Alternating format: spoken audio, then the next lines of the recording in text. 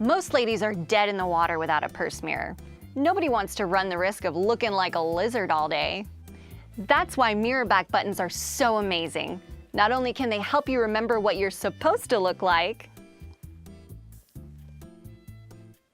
perfect, but they also make great wedding favors, bridal party gifts, contest giveaways, reminders of your current boyfriend, displaying your favorite child, and if you and the mountain man in your life ever happen to get trapped on a mountain, they also serve as an SOS signal notifier for the Mountain Coast Guard?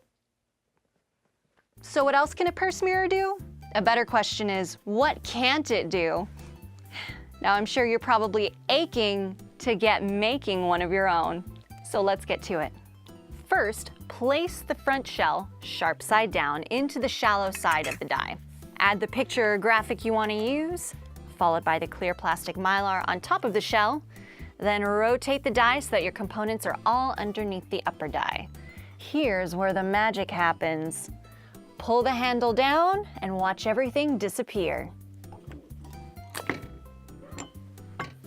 Don't worry, I'm not a real wizard.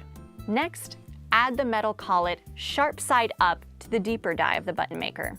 Then place your mirror reflective side down and add the metal shim. Fold your shim into a V for victory.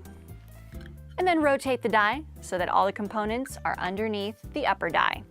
Pull the handle again and the button maker crimps everything together.